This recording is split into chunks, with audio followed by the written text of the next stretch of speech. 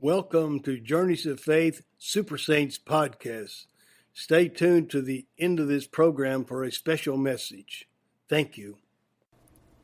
Saints and the Angels, St. John Bosco, Don Bosco, 1815 to 1888. When St. John Bosco dedicated the famous Marian shrine in Turin, Italy, Our Lady Help of Christians, he used 3 different types of choral groups. This was to enrich the music with a fullness, a strength, and an intensity that would resound throughout the church, filling it and the people, the mystical body of the church. Standing on one side of the sanctuary was a choir of all males. They represented the church militant. They sang of hope in the midst of the hopelessness, the sorrow and suffering on earth. On the other side of the sanctuary was a second male choir. They represented the poor souls in purgatory as they intoned their desire and yearning to be with the Lord in His heavenly kingdom. But right in the middle, directly under the high dome, were 200 of the sweetest, most angelic voices. There was not a male voice amongst them. St. John Bosco used all female voices to represent the angels of paradise. And they had not coerced him into doing so. He freely chose the young women for this mission, or did he?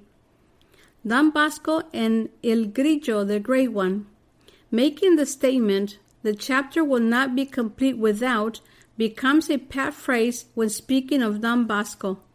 El Grigio, the Great Dog, really had nothing to do with Don Bosco's ministry, but very possibly he had a lot to do with his ability to perform his ministry. Don Bosco actually devoted the last chapter of his autobiography, Memoirs of the Oratory, to his good friend El Grigio. So if it was important enough for the Master to talk about him, we can also share about the Great Dog. We have to preface it by telling you that a lot of people didn't like Don Bosco, probably more hated him than loved him. Attempts on Don Bosco's life became a commonplace occurrence. Either dissident religious groups wanted to get him or political groups. But between the two, he really had to be on his toes. It got to the point where he could pretty well sense when he was being set up for an attempt on his life. Usually, someone would come and ask him to go to the home of a sick person, to administer the last sacraments of the church. That's where he was most vulnerable. Most times, he will try to bring 2 or more of his 4 strong young people with him for protection. But there were times when he was alone on the street or was not able to bring anyone with him. That's when he would find El Grigio. No one ever knew where he came from or where he would go after the incidents. The first instance took place in 1854 when Don Bosco was returning home late at night. He was in a very bad section of Turin. He saw 2 men in front of him, walking slowly, keeping up with his pace. He wasn't sure they were after him, but as he speeded up, they speeded up. If he slowed down, they did the same. He crossed to the other side of the street. When they did the same, he knew he was in trouble. He turned around to retreat, but they jumped him and threw a black cloak over his head.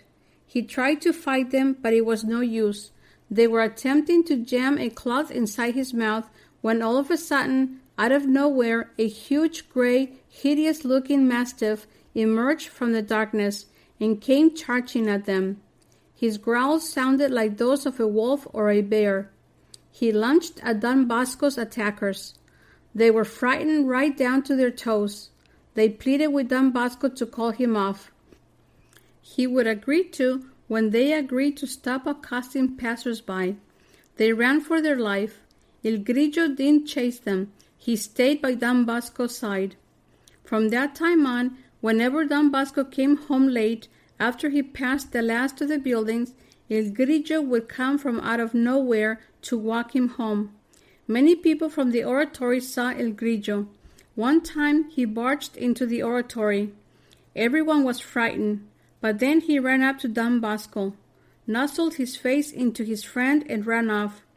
Don Bosco never made a big deal about El Grigio, who he was, where he came from, why he stayed around for 30 years.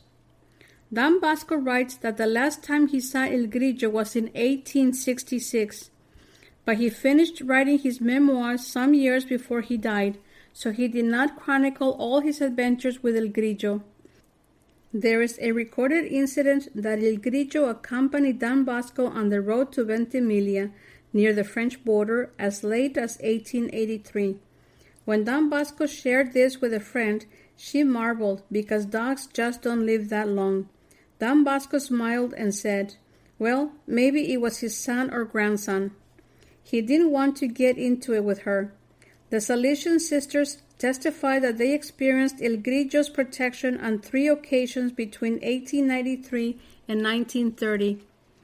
Who or what was El Grigio? Many Salesians said they had seen him. Did he protect Don Bosco and the Salesians for 80 years? His origins have never been officially investigated, but there are theories. In 1870, Don Bosco commented, "It sounds ridiculous to call him an angel, yet he is no ordinary dog.